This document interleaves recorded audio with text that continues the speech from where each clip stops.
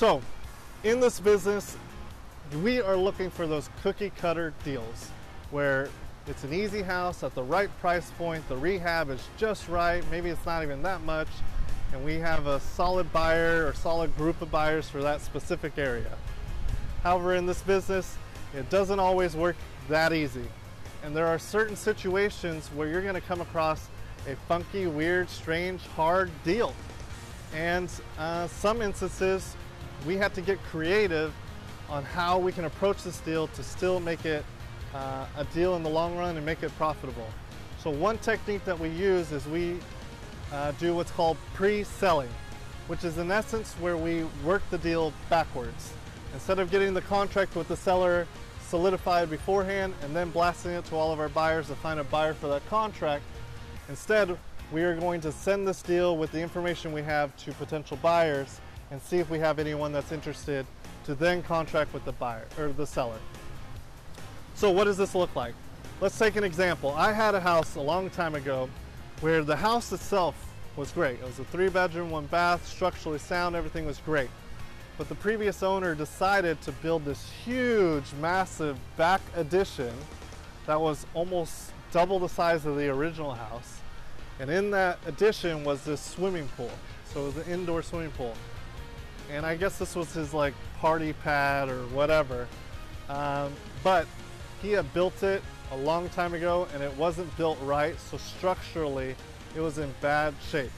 It had a leaking roof, the walls were coming apart and wonky, and then it had this pool that was just had this filthy water in it. It was just in bad shape. So this is not a normal deal. You don't typically see a house like this. So I wasn't certain that I could sell this property once I had a contract. So what I did is I pre-sold it. With this one, I figured out a price with the seller. In this case, let's say $50,000. I spoke to some buyers and I said, hey, I can get you this deal with this funky addition in this pool for, let's say, $57,000. Is this something that you'd be interested in? Go take a look at it and let me know. And my goal is to be able to find somebody that is interested enough to have a conversation so that we can determine what that person would be willing to purchase the property at. Let's say his number is 55. Well, then now I know I have a deal. But if his number came in at 49, which is lower than what the seller said, I have a goal of getting the seller down at a price point to make that deal work. So ultimately, I get the commitment from the buyer first and then work the seller from there, given the numbers that the buyer has given me. And this technique is important for when you come across those funky, weird, strange, or even too high of a price property so that you can still make a deal happen. And we call that pre-selling.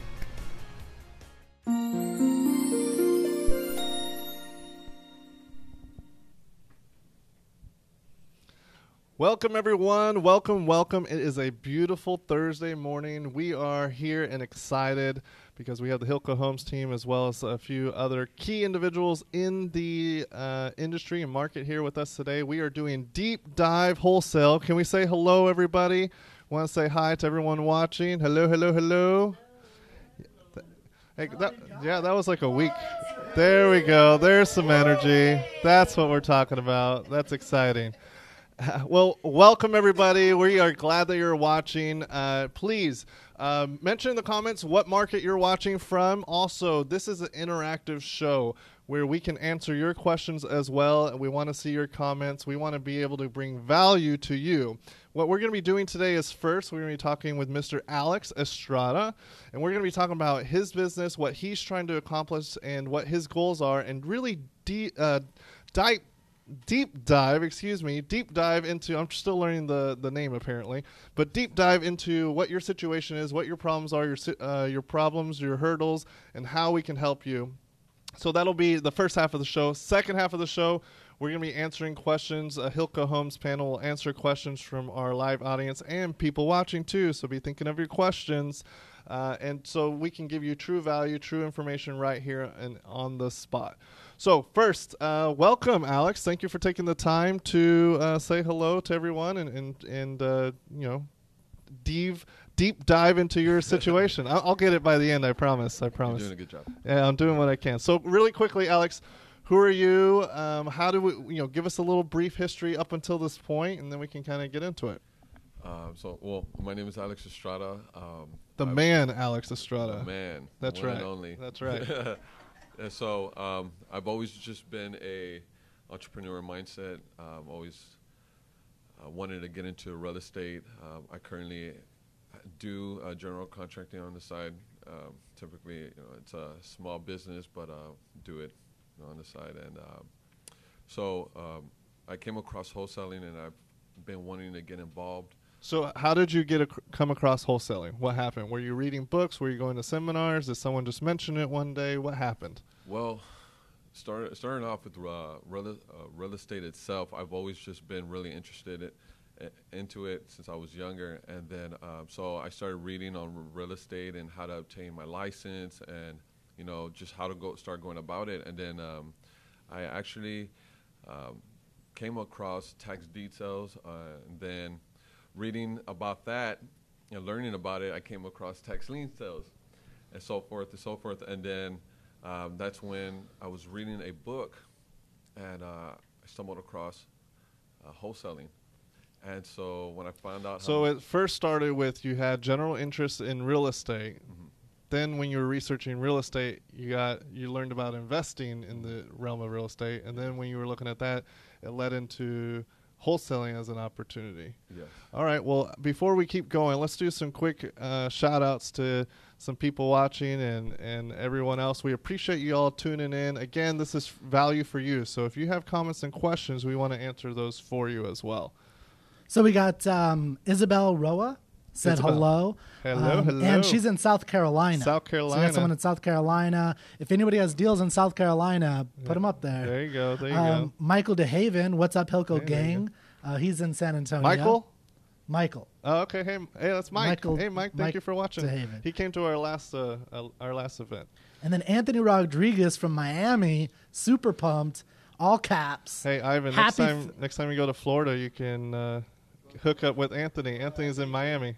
He's the man. He says, "Happy Thursday, guys." It was his birthday recently. I don't forget which day it was, but happy birthday, man. Okay, so you found out about real estate, then you looked into it, found out about the investing side of real estate, then that led to wholesaling. Yeah. So now you want to start wholesaling. Is that what it comes down to? Yes. It's just, all right, keep the mic close for me so everyone can hear you. Yeah, we got to hear that sexy, deep voice. All right. There you go. Okay, so now you want to get into wholesaling. So, now we're getting everyone excited over here. I've kind of been ordering books and been reading about it, and it's just so much information. What books? So the particular book that I'm reading currently, and I keep going back to, is called The Wholesaling Bible. The Wholesaling Bible. Do you remember who wrote that one? I currently don't. Okay. At the moment. You didn't read the cover. You just read the pages inside. Got it. Maybe Bible, we can put that in the comments, or if one of you all have seen it, if you can put it in there so people can see. So the Wholesaling Bible on Amazon. Got it. Okay. What else? And so, I was reading about it, and then I still had a lot of questions. I had a lot of information, but I was getting overwhelmed with it. So that was my problem. Was just learning as much as I can, but I was still having a certain question that I've been trying to answer, and I've been reading through these books, and it still doesn't answer my question. So I do have a particular question. So you've been building up to a question. All right, before we get into the question, a little cliffhanger. We're gonna leave it as a cliffhanger. We got something over here. Well, it's the Than Merrill. Than Merrill. The author. I put it in the links. He's the guy that was on an HGTV show. He also is the founder of Fortune Builders. They're a big real estate education company. Than Merrill, check them out. Okay, so you read a lot of books. You watched YouTube videos you mentioned a little while back. So you've been consuming all this information, and this led to this one question. What is this one question? Where do you get these assignment contract documents? I've been trying to figure that out for a Really? while. Yeah. Okay.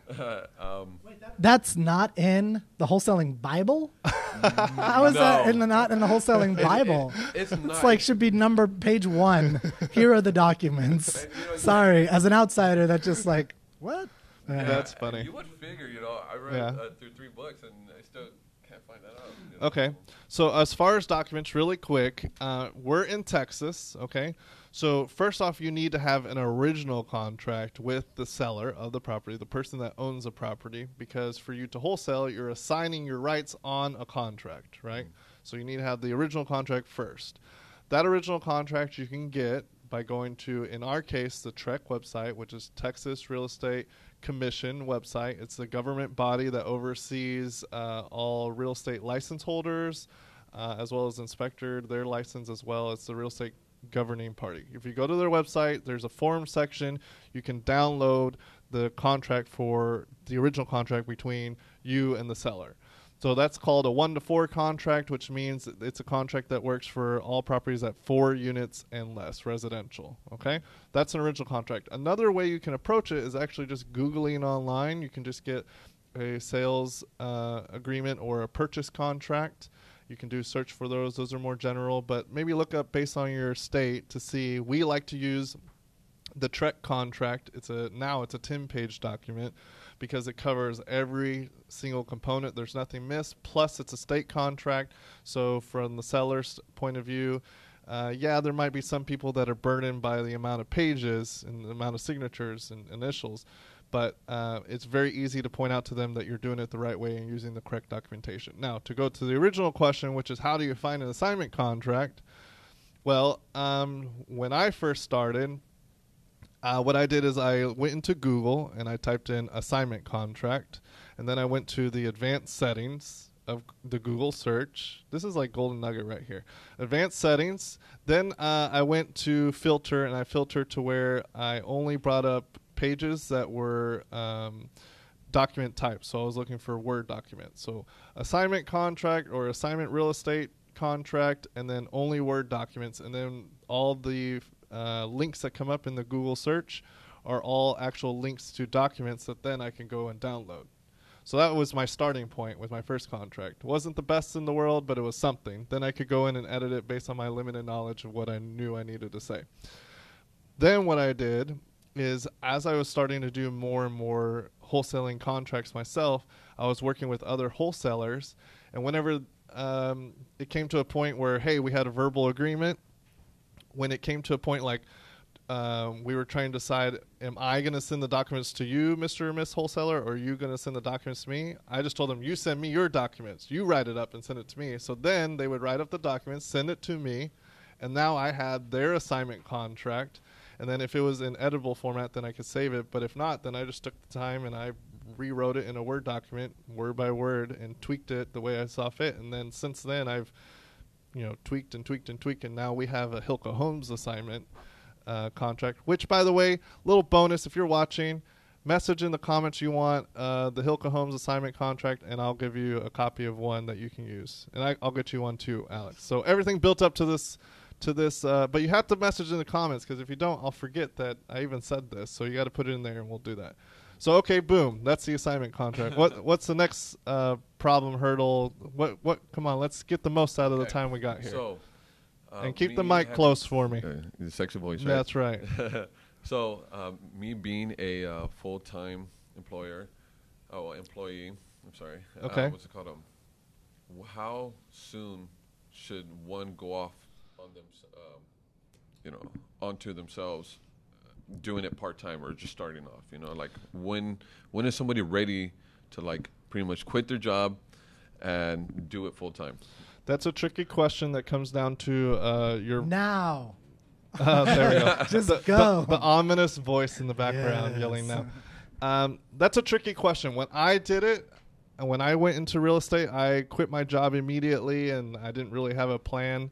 And quite honestly, it kind of slowed me down because I didn't have any income. I thought I could figure it out, which I did, but it took way longer than I anticipated. I was living off credit cards, and I just went further and further into debt. And as you're not making money and things are going in the wrong direction, you get depressed and despair takes over you, and you're not as motivated, those type of things. Some people, they'll quit and just hit the ground running and do amazing. We've worked with people and have had people that they've quit their jobs and then boom, they've really taken off. So it really is your choice. What I would say is save up a little money in the bank. There's this thought in a lot of people's minds where They get caught up on like, I need to make this happen as soon as possible. I need to be wholesaling right away because I need that money right away. And the sooner I can get that money, my life will change faster, those type of things. But what you have to remember is that you have a lot of time. Like, just no matter what age you are, we are, as humans, are living longer than we ever have before. And, you have time. There's no reason to rush. Now, some people, it's just best that they quit today. But, in other cases, what I would hate for you to do is quit, and then you're trying to make this happen, it doesn't work out, and then you have to go find a job, and now you're even further behind when, hey, let's start part-time. There's nothing wrong with doing it part-time. Maybe close 1 deal, 2 deals, 3 deals. Make sure that you've proven concept, put a little money in the bank, and then orchestrate to where you would quit. Honestly, for you, I would maybe think of minimum 2 months worth of income in the bank if you need a particular number. Minimum. Yeah. Okay. Does that help? Actually, it does. Okay. Yeah, because I'm actually that type to just like, I like to just take action and just jump into it, and sometimes my patience is like low. Totally. Yeah, so that helped out. And that's a personal question. If you really feel that, hey, I don't want to wait for 2 months, I'm not going to say don't. You have to make your own decisions and chase your dreams and do what's best for you. But that would be my general advice for all the people watching. Do we have some more comments or questions in the comment section here? We got a lot of people who are going to take you up on that offer. Oh, dang, already? So you better get that out right. and start passing it out. But Aaron Perez says, just make the jump. Don't think about it. Aaron quit his job. He actually, when Aaron did it, he made like a whole production out of it. He was like, okay, I have a big announcement on Facebook. I have a big announcement. And then he did another video. I have an announcement for my announcement. Don't miss it. Don't miss it. And then his announcement was he was quitting HB, which was monumental in his life because he had worked at HEB for like 10 years and he was making this big change, and it's led to the happiest time of his life where he has endless possibility and things have gone really well for him. So that was the right choice for him. Again, it's a personal choice. Yeah. I wouldn't call it quitting. I would call it firing my employer. Oh yeah, well there you go. To fire you. That's right. Turn the tables. You bring them into the office and say you're fired. Yeah. All right, so give me another question. What you got? Okay. So, it was actually kind of a follow-up question to the last one. So would you say it's kind of best to, when you're ready to transition into full-time wholesaling, it's best to have some people on your team already as opposed to you jumping in by yourself, doing it full-time by yourself, because, you pretty much have to be the acquisition member. You have to. So let me make sure I understand your question correctly. So before you go into full time, when you say you need to have a team, you need to have somebody that's finding the deals for you, someone that's selling the deals for you, or you're one of those and you have other team members on your team. Is that what you're asking? Compared to you doing it by yourself? Well, yeah, I would just say just have some help going in. Starting to build up your team already, going full time. So I wouldn't necessarily say that. Okay, when you're first starting, it's just you. Yeah. And if you haven't done any deals before, you've done very little. I don't know about trying to bring on another team member and then teach them how to do it when you're not really necessarily ready to properly teach someone. I don't know about that. What I would suggest is if you're going to quit and do it full time, yeah, you're going to be doing it, but that's the reason you're doing it full time. Now you have all this extra time. You need to be the ones that are. And keep in mind, this is not a 9-to-5 situation. This is, you're getting up early, you're working till late at night every single day. You're giving up Saturdays, you're giving up Sundays, and you're giving up, your friends going out and partying, your friends going on vacations, and, even say no to family time sometimes because you're doing this for a particular reason to achieve your goals, and you have to take it seriously. So I would suggest you do it first, learn all the different components, be consistent, generate some consistency, so that you're doing 1 deal a month, 2 deals a month, 3 deals a month, something consistently, not just 1 deal this month, the next deal 4 months from now. That's not, you need to focus on you and your consistency first, then you can start looking at bringing on team members. Mm-hmm. Okay. So you were talking about basically almost skipping a step. There's a reason there's steps. You want to take each step at a time, be proficient at that, and then look at the next thing. And so my other question would be, when you feel like you're ready to hire somebody else, to build a team. How do you go about finding these people? You know, like how do you know to go find somebody that can market for you, go find somebody that can, you know, do things that will help, you know, the process? Like, how do you go about finding people? So when you're first starting out, you generally just want people that are like-minded. It might not be as formal as, hey, you're advertising saying you're hiring, and then you take applications, and then you go through a hiring and interview process.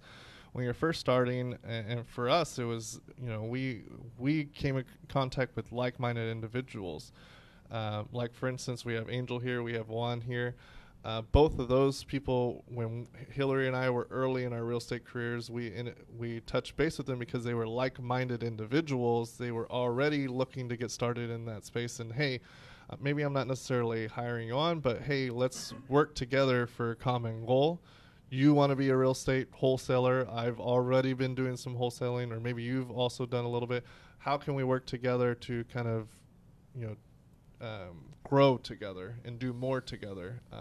If you go to those networking events, like for here, we have Ella Maria, S.A. Ria, those type of things. You can go ahead and meet a lot of people. But then, I mean, this is the information age. You got the internet here. We got, like, how many people got watching right now? 20. We got 20 people right now. It's growing. I'll get into 25. Going to grow even higher than that. Those are people right now that are clearly interested not only in real estate, but also wholesaling.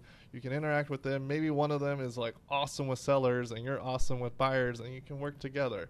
And keep in mind, when you're building your team, maybe at first it's not necessarily a team that you have that's under your brand. Maybe at first it's kind of a bunch of partnerships, a bunch of a network that you work with, that you all help each other, and they're all trying to build their own businesses.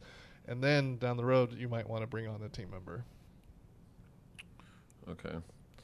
So I have another question. Okay, but I'm going to pause you on that question. What else have we got in the social lands? Well, actually, I wanted to know what is holding you back from quitting, like, in the next week or two. Oh, dang. Kirk like wants you to quit now. What's holding you? I mean, just be honest on what it is. Well, I would say... Keep the mic close, because this one's an important answer. Okay, so... I'm buying you a little bit of time. I guess just because on how fast I'm getting involved with wholesaling, I guess it's a little procrastination, a little just trying to figure out how I'm just going to get things going, you know. That was actually one of my next questions, you know. It's just like, for somebody who's a full-timer, like, where do they start? You know, and just pretty much, you know, when I get my questions answered, you know, and I'm starting to take action, I mean, I already have a set date on when I'm going to quit. I even let my employer know ahead of, like, 2 months ahead of time. I was like, you know, August, I'm quitting. I don't care where I'm at. You know, he's like, I'm firing you, but in 2 months, it's coming. When I pull you into an office, that's what it is. Yeah, we're going to have that talk. We're going to have that talk. You know, and so, I mean, I already have a set date on when I'm, you know, going to go full time. It's just more you know, preparing, leading up to it, you know. But I mean, let me ask you I'm this. ready now. That's awesome. I saw you light up when I asked that question. So this event, this is like a start in a sense. You've now announced to the world, by the way, on Facebook Live, and we're going to get this to a couple thousand people in the end. So you've announced your it. Your employer's watching. Yeah, so you've made the leap, brother. So you know, and the next question is, besides this networking event, how many real estate related networking events have you been to in the last month? In the last month, actually none. This is actually like my first one. What do you guys all think of that? The perfect starting point right here. It's a perfect starting point, man. You're doing it. You know, I'm a firm believer on, you know, you can have all this knowledge, but, you know, like, what are you going to do with it? And, you know, I feel like it's just about action. It's about starting somewhere. Okay, then quick question, real quick. Tangent. Why'd you decide to come to this one if you hadn't been to any events before? Well, just honestly, because I followed you. I felt like you were passionate. I felt like if I could start somewhere. I just talk really loud and wave my hands a bunch. And I try to make that look like passion. No, but you know, I do watch other people's videos, you know, and they don't have the genuine. What is that word? The genuine, yeah. The genuineness, the authenticity, and the passion, the way you speak in your videos. And I felt like, you know, if I should start anywhere, if I should meet anybody, going off into wholesaling would be you. Well, that's hilarious. You're like, I love Marco's videos. He's authentic. He has authenticity. Wow, I'm having troubles all over the place. But then you went in and you're like, okay, now I'm going to be a part of his videos. Look at you making it happen real quick. Action here. Okay, so cool. So you had a question in there. What was the question? How to get started? Is that what you were saying? Yeah. So jumping into it and coming from a full-time job, where should I start? Really, it's just.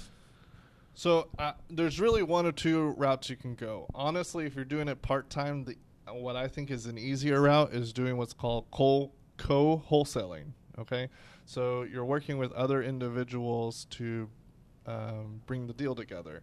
There are a lot of wholesalers in your industry, in your market. San Antonio is a huge market where there's tons of people always looking for deals. And when you're co-wholesaling, you're basically only working on half of the equation, which you're working part-time. It would be easier to only focus on half the equation. So what I mean by that is maybe there's a wholesaler in this room right now or watching right now that already has a contract with a seller. Boom, they've done half of the equation. All they need is the buyer for that contract. Well, maybe you can help find the buyer for that contract, and then boom, you're done. Or the other way around is if you bring the contract, like let's say you already have been working some leads and you have a seller and you got a part-time, is co-wholesaling. Okay. Yeah, what we got over there? By the way, I think we need to get to the audience Q&A in just a minute, okay. If you had any wrapping up things. And I wanted to make an announcement. It's in the comments. There is a networking event tonight at Alamo Ria. So you have another opportunity. Those are big events. I will be there. Are you going? Yeah, Marco and Hillary will be there. Yeah, so if you're in San Antonio. This is Alex's coming out party. That's right. Like he's going to be at 2 events in one day. I had to burn the boat. I had to burn the boat. There you the go. island, got to burn the boat. There you go. When Alex goes for it, he goes for it. So tonight, Alamo Ria, it's a great reoccurring monthly event. Ignacio goes to that event a lot. He's the man, makes it happen. But there's tons of investors that are there, wholesalers where you can wholesale with, just people that are interested in real estate investing. The actual event is headed by some great individuals. It's tonight. Hillary and I will be there tonight. So if you're open, come tonight. We can say hello to one another. So overall, we're going to do a quick wrap up. Any final thoughts? Real quick, final question. We're about to do Q&A, so you can ask some more questions. But any final thoughts here before we wrap up? Mm-hmm. I guess it's more of a question for other people because I'm sure. Oh, dang. Nicely done. So what tips and advice? Yes, I'm sorry. So what tips and advice would you give somebody who's so used to, getting paid by hour, somebody who's like so used to 9 to 5? What tips would you give them on converting into commission, because wholesaling is all commission, and so any advice for those people? So shift the mindset. When you're a person that's getting paid hourly, 9 to 5, the mindset for a lot of people is they just cannot wait until 5 o'clock hits and they're ready to bolt out the door, those type of things, and be able to clock out mentally. Yeah. That is just something that they are ready to get out the door. When you are trying to go into the wholesaling realm, but just in general where you own your own business, because that's what you're going to be doing. You're going to be owning your business where you're doing wholesale deals. You have to shift your mentality. There is no clocking out. Yeah. And in essence, it's harder because you have to put in more time, more effort. You have to work harder than the people sloughing over there on their computer acting like they're working. They're getting paid anyway. You have to work harder than those people. You have to put in more effort. You got to make more phone calls. You have to endure more challenges, more problems, more agitation. You're going to have people that tell you that you suck. You're going to have objection, rejection. You're going to have all kinds of problems. You're going to get depressed. You're not going to be motivated. You're going to be tired in the morning. There's not going to be that energy and that motivation to get going. However, you are building something that you control. You are changing your life, literally. There is no boss. And you are by fighting this fight, you are taking back control of your life, taking back control over your finances, and ultimately taking back control over your time.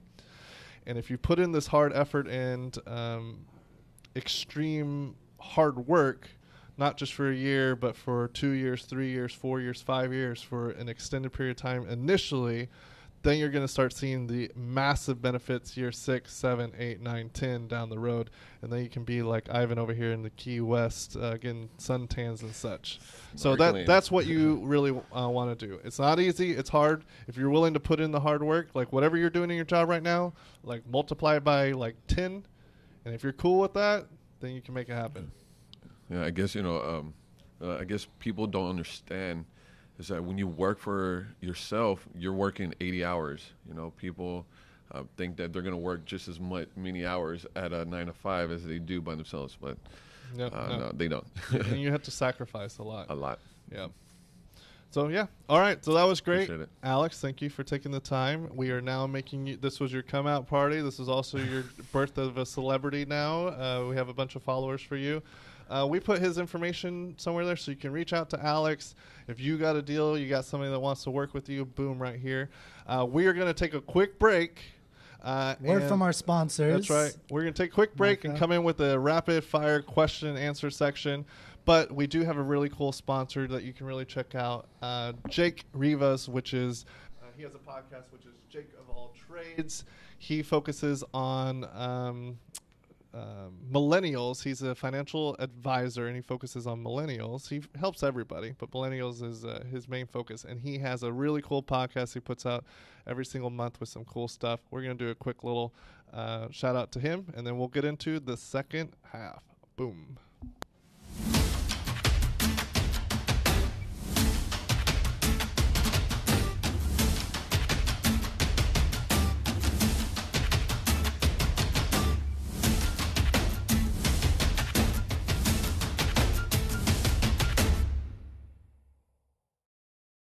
The truth is, it's very rare that they'll come in at the right price.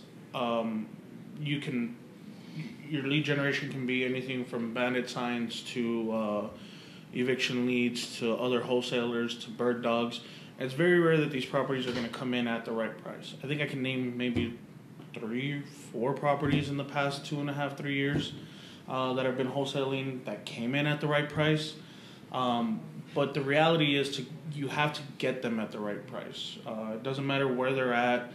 You have to negotiate them to the right price as long as the numbers add up. So if you're in a lower income area and you know that the retail value of a 3.2 is $100,000, you probably need to be somewhere in the $45,000 to $50,000 range, depending on what the rehab is.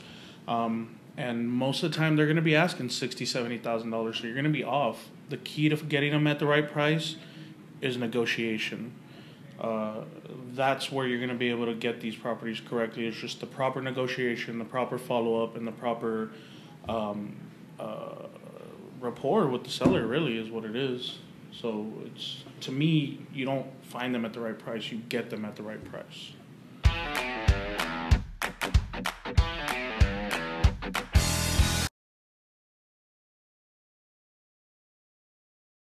In the second half. Say that again.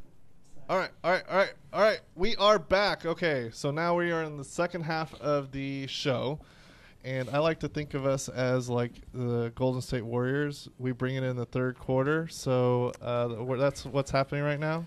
We're bringing it in the second half. I like the recent basketball references. There you go. I like there that. you go. Even though it should have been the Spurs. Anyway. Should have been. Anyway. Should have been. So we're going to do a question and answer format here. This is your opportunity to ask your questions. We are also going to be answering questions for people that are here live with us. And really what we want to talk about are insights that we as the Hilco team, we have the third person slowly coming. Juan, myself, and Hillary. There she is, finally. We had to get her out of her trailer. But anyway, so we're going to answer questions for you. We want to give you our insights just from what we've experienced through our own history of doing tons of different wholesaling deals. Juan's done a bunch. Hillary and I obviously have started the company. We also have our own investments that we cash flow because we're building our passive income. That's how you get free. So we want to answer your questions. Make sure to put them in the comment section below, and we'll go ahead and cover them. But to kind of shoot us off, I want to take our live audience here. We got someone that would be the first question. Ivan, here we go. Alex. Sorry. Alex loved the mic, man. He don't want to give it up no more. There you go. Does it work? We're good? Yeah, just keep it close, okay? So Okay. they can hear you. So my name is Ivan. My question is... Oh, wait, quick. Let's talk about what your business is really quick so we can do a quick plug for you. Okay, yes. My name is Ivan. I work with Blue Valley Homes. Look us up on Facebook. There you go. Y'all do tons of stuff here in San Antonio, but all around Texas. Yes, we did. I was working with a different group, but in Houston, after the flood, we wholesaled a bunch of properties and got one up for sale up in Conroe that we rehabbed. Awesome. So you've seen all kinds of different stuff. Yes, it's been fun. Yes. Okay, so what's your question? So my question is, so there's so many lists out. You know, you got the pre-foreclosures, you have vacant houses, you have just different lists for houses and whatnot. I guess one of the things that we're doing is working on building up a lot more. Getting a lot more rehabs, more wholesale. So what do you guys advise as far as trying to like what rhythm do you guys send out some mail, or do you guys just basically to be able to increase the flow of leads and things? Correct. Okay, I'll lead us off and then you can jump in. Sure. Okay, so you referenced direct mail. We do direct mail. The way we've basically orchestrated it is we go after a few different lists and then we mail out on a weekly basis. So every week we have mailers that are going out. So that way, rather than having a huge wave from a big drop, it's like more of a consistent flow, like a river in a sense. So we do it in that manner. As far as lists, we're always experimenting with the different lists, because what we found is that some lists are great sometimes and then not so great other times, maybe depending on year, those type of things. So we're always kind of dabbling in all of them. What we have found that's really effective is when you actually kind of cross lists. So you might get, let's say, a vacant list, and then rather than just sending the mailers to all the vacants, you can take the vacant list and then put like a tax delinquent filter on those, and then now you have kind of an overlap, and then those would be a good one to mail to. But beyond that, that's just one lead source. What we really try and do is we try and hit multiple lead sources, and by hitting the multiple lead sources, that's how we can keep the consistent component. Do you want to kind of talk on that? Yeah, pretty much exactly what he said. Just if you want to hit the multiple lead sources, but if you're going to do mailers, make sure that you hit mailers and you hit them hard. Whatever it is that you're going to be doing, hit it hard for the time that you're doing it. If you're working off of lists, whichever list you decide that you want to work off of, you can experiment. But if you decide you want to work off of tax eviction lists or pre-foreclosures or whatever it is, just make sure you put all your focus there, because I'm a firm believer in you're going to get – it doesn't matter. We get asked a lot, what's the best lead source, right? It doesn't matter which one you decide to choose. Whichever one you put most of your focus into is going to be the one where you get the best leads out of, because that's the one where your energy is going into. But yeah, you want to master each lead source, whether it be bandit signs, lists, or whatever it may be. Make sure you hit it hard. However, whatever it is you decide to do. So, Hillary, do you want to talk about how you and I, before we even had a team in Hilco, how we started with our mailers and what we did initially? Okay, so back in 2014 when Marco and I created Hilco, we both were working full-time jobs. Yeah, where did the name come from? Marco is actually the one who came up with it, but Hilco is actually Hillary and Marco combined. Notice how her part is first. He came up with it. That means you were really sweet. You put me first, babe. Oh, there you go. I knew I'd win somewhere in there. So back in 2014 when we started this LLC company together, we had full-time jobs, so we really didn't have a lot of time to really immerse ourselves in really making this wholesaling be like a committed full-time thing. We would go to work, come home 7:30, have dinner, have like absolutely no time to really put energy into it. So we would spend a lot of our weekends driving for dollars. And it is crazy to think back on those times when we would spend most of our free time driving for dollars, because it's like a really fond memory of mine at the beginning of our relationship, because we would go get coffee. This was before children. We would go get coffee. That's how I knew our relationship had potential. I was like, "You're gonna drive for dollars with me, all right." But it was you're good. Doing good so far. It was good that we did it together because he would drive, and then I would be the one to like write all the addresses down, and then after we would compile a list of like 200 plus addresses for the day. We would come back and we would. And we did that every Saturday for like 3 a long months time. for a while. Sometimes Sundays too. We would compile all of the addresses, and then we would both together, like he would be on his computer and I'd be on mine, and we'd type these addresses in by hand onto an Excel sheet, and then from there we would split the list, and then we would start researching off of BCAD who owns the property. I mean, this just was something we did all the time. And then as well, we would, after we got all of our lists and we were ready to start putting mailers out there, we would hand sign. We would put on a movie at night, and we would hand sign like 400 letters, 1,000 letters. 30 minutes to pick a movie because she has terrible movie Actually, taste. it takes us like an hour to pick a movie. I'm like, oh my god! By this point, we could have already watched a whole movie. Like, we this can't is ever ridiculous. agree on one because what she likes, I'm like, oh, those are terrible. He always wants to watch like Lord of the Rings. I'm like, that's a 3-hour I can't movie. educate her enough to know what good movies are to come to my side yet. So. Lord of the Rings. So sometimes we just. Actually, I'm trying to get her to watch them. I've watched one. She's watched one, so we're making progress. So, but anyway, now we just typically settle on Top Chef because it's like an hour. We do like Top Chef. It's an hour. We can get through it quickly and then be like, okay, we're done. But anyway, so we would sit there, watch movies, and just handwrite, or we would always hand sign all of our letters. And sometimes, I mean, we would have like 1,000 we would sign. Yep. What you got over there, Kirk? Well, so I have a question that's related to this to build on it from Saul Alvarez. Saul, am I saying that correctly? I always say these names wrong. Saul? Saul. Okay. Saul. The man Saul, oops. Mr. Saul Alvarez is what you said, right? Yeah. He says, so this is what you're talking about with different marketing strategies. Are these lists purchased or built up from the different marketing strategies? So I think some of it's built, right? The driving for dollars is lists that Marco and I accumulate by spending all of our free time driving. So there's different ways to achieve it. If you have more time than you have money, then driving for dollars is the way to go, because you have to like spend the time to drive around and physically gather these addresses. But if you have more money and not enough time, then the best way to go is to just purchase preset lists online. So it really just depends on what you have more of. So at the beginning, we didn't have much money. We had more time together. Now we're getting to a point where we have very little time. So it's probably worth it for us to just, if we're doing it individually, just to put more money towards buying already made lists. So there's just different benefits to it. One of the benefits of creating our own list by driving for dollars is some other people might have these addresses. They might be on lists if it's a vacant house, but we're kind of making our own lead source by building our own list. So it's really great. Yeah, I was going to touch on that. She kind of took the words out of my mouth, is that you can buy the lists. The best thing to do is to drive for dollars when you're making lists, because as she said, it's a custom list. Very few people might probably have these addresses. This is a custom route that you've made.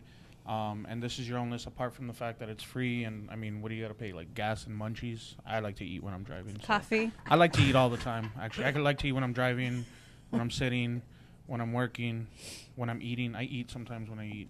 When you're eating? Yeah. I snack when I eat. Is that weird? That's weird. I'm eating a meal, but I'm also snacking on something else. There's a lot wrong with. No, I'm just kidding. But yeah, driving for dollars list is it's a custom list. It's free, and it's a really great list because nobody else is hitting these as hard as you might be hitting them. So, and if you can build a solid list of maybe up to 1,000 vacant houses, something like that, I think you have a lot.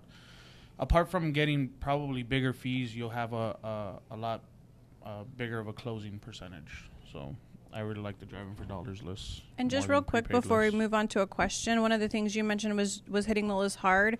I don't think anyone really understands that you can't just like send out mailers to these addresses like once or twice. You need to send it like 8 times, like every month for like 8 months, maybe even a whole year. Send the same house a letter, because it might take them 5, 6, 7 letters in to be like, oh, okay, these people are serious. Maybe 6 months later they're actually ready to talk and negotiate a sale. You just never know. One of our really good houses that Marco and I purchased, which we ended up selling owner finance, this lady had held on to our postcard or our letter for like a year and a half. And she's like, I saved your letter and I've had it in my drawer for, back when we first started driving. That was our best deal that year. It was such a good deal.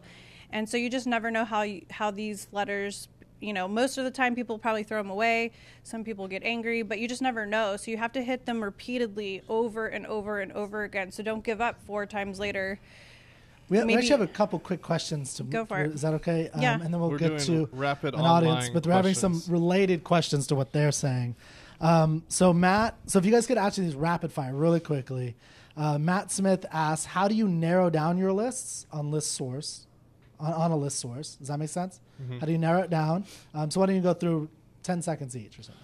So listsource.com is where you can buy your lists. Again, you want to, what I suggested earlier is taking like common filters with common lists and then kind of overlap them so that you can get a narrow list. So some common filter points are high equity, purchased X 10 years ago, tax delinquent in a set zip codes. You can even have it to where the homeowner is a certain age. You can add all these different factors. That's kind of the way to approach it.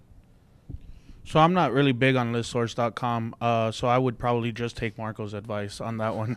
I usually just work driving for dollars, list bandit signs, and evictions, tax evictions, things like that. So just take Marco's advice when it comes to listsource.com. Cool. Same. Hillary? Samesies. Okay, so Justin wants to know how many deals are you guys doing per month right now? Hilco Homes is doing 5 to 8 a month. And we actually have a new trainee over here that's working a 6-property package. Ooh. So she's like making it happen. And a separate 3-property package. That's right. That could be a 9-property month just with her something alone. like that. Should be a good month if she gets all of those. Yeah. She will. She'll get them all. She's our rock star over there.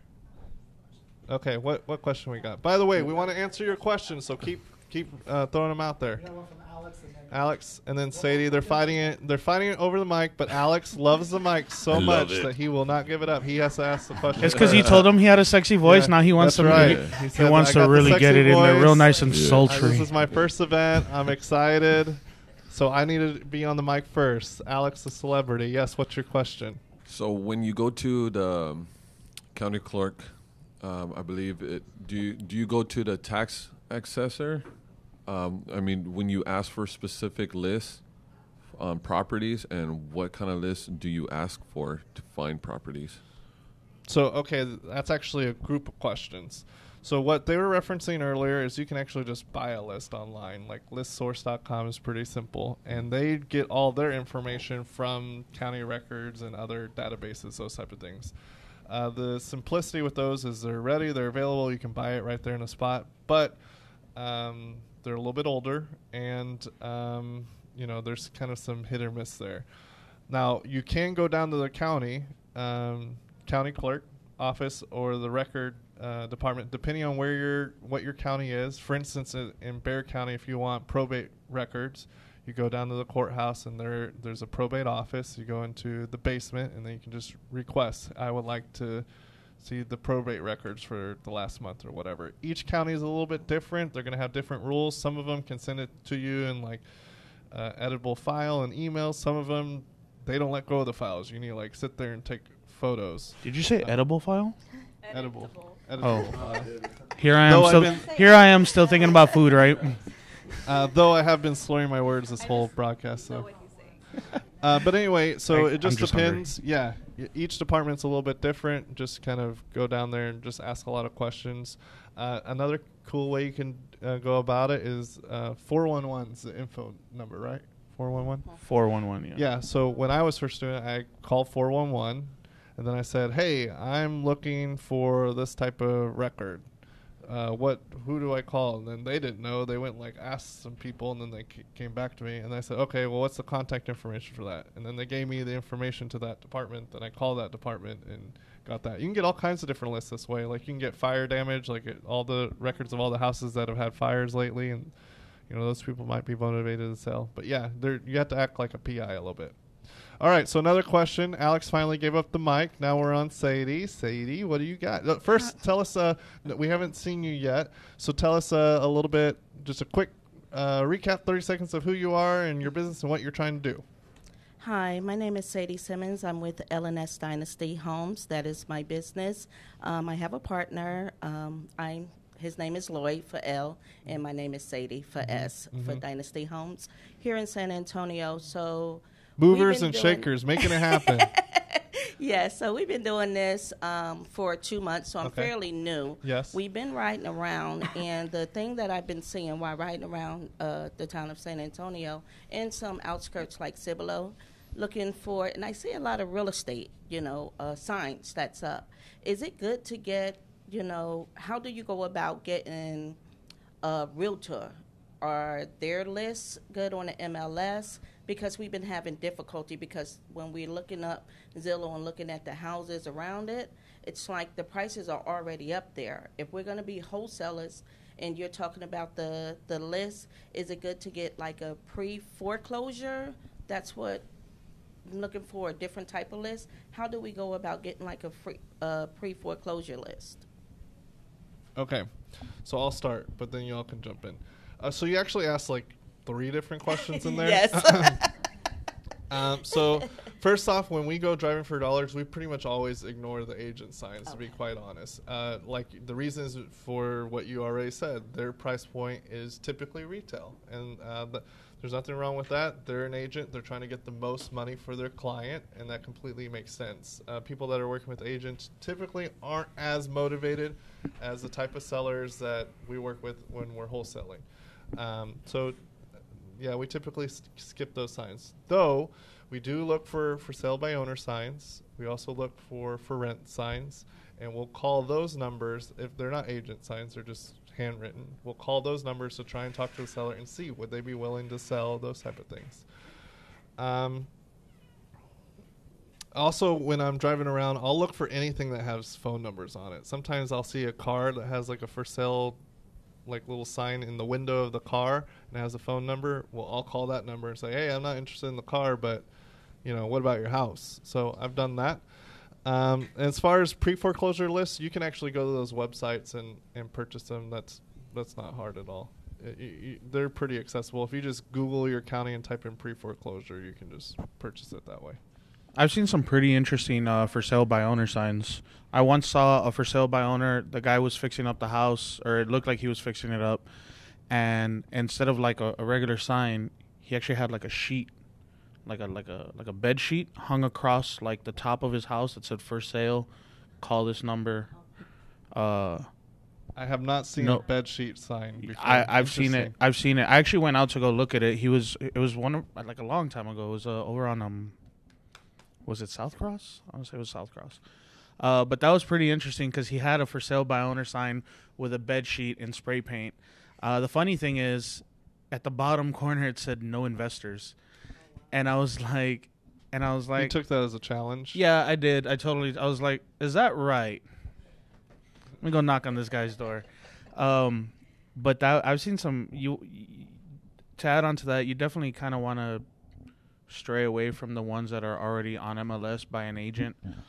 Sometimes, depending on the property, I've seen agents' signs on a property that aren't on MLS.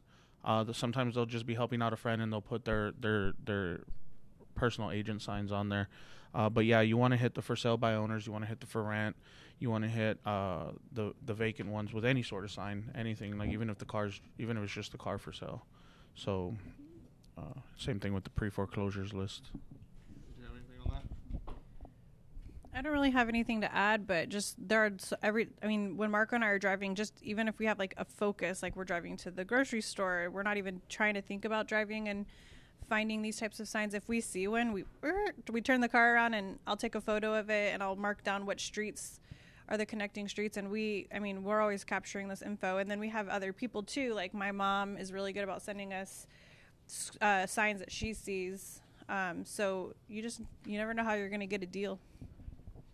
Excellent. So do we have any other questions or comments out there in the social media realm? No? Okay. What do we got over here, Alex? Okay. Which, by the way, we only have like 5 minutes left or somewhere around that range. So if you have a question, you're sitting there watching, that's wonderful. We appreciate you watching. We appreciate the likes, the hearts, the loves. But honestly, the true way we're going to give you value is if you ask a question and we can answer it for you. So take advantage of this opportunity. We're here. We're ready. We want to do it. So what you got, Alex? What you got? As you can tell, I'm taking advantage. Yeah, I know, right? Mike. Be like Alex. Yeah, so, but share the mic if you got the mic. So what kind of apps would you advise somebody to have on their phone that would help them with, with properties or? I know y'all mentioned a light.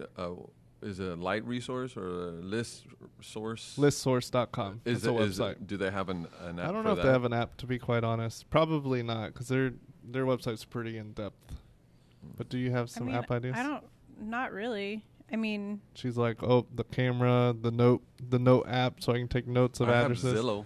No, I mean, I have Zillow on my phone, but I don't really ever use it for this type of stuff. I mean, I don't know. The apps we usually use are just the ones for Hilco, like PODo and Slack, and so those would be good ones. Those are good just for like organization. So okay, let me go into that. Oh, Ivan's got one. What do you got, Ivan? See, teamwork right here. So an app that I personally like, and just because it makes it a little bit easier to get into public records, but it's called LandGlide. So it works in a lot of the states. Worked in Key West. Oh yeah, yes. You weren't on vacation fully. No, man. There's so many houses out vacation. there. I was like, damn. It's like, but they're like land value is like $550. You know. Wow. And yeah, the prices are crazy. But anyways, so LandGlide, basically what it does, it just, you wherever you're driving, and you look through it, and it gives you the name of who owns it, and then if you click onto the property, and then you hit a little square button on the bottom right hand side, it takes you to the county website, and then you're able to look up a little more information about it. Wow. So I mean, it is kind of nice. It's free for 1 month, and then $9 a month thereafter, and everything. So it cuts down the time than you jumping on the computer and then doing or just I don't know. It makes it a little bit simpler. Yeah, and go back to your question a little bit now that we were talking about apps and stuff. Sadie, is actually Propelio. I'm not sure if you know about them, but if you don't, you're probably going to soon. They do a lot of events and online content. If you subscribe to their service, it's $89 a month. You get access to run comps in other markets, those type of things. But additionally, they have daily leads that come in that are like pre-foreclosure, appointment of trustee, which is also pre-foreclosure, some probate leads, so something to look at there. But as far as apps, we use PODo because PODo is a CRM where we organize all of our leads. You can use it for free starting out, and then you can upgrade as you go. Our whole team, Hilco team, works out of PODo, and they work. You can use it on your phone as well. We use Slack, which is just like a texting platform for a team. So we use that a lot. It's huge. Google Voice has its own app. That's a great way you can use Google Voice number with bandit signs and other things as well. You mentioned also Trello. Trello, we use Trello. Our team doesn't necessarily use it, but Marco and I are like religious about Trello. So we have a shared board where you can put tasks. That's a productivity app. Yeah, you can put like your lists in there, and then when you achieve one of those tasks, you can like archive it.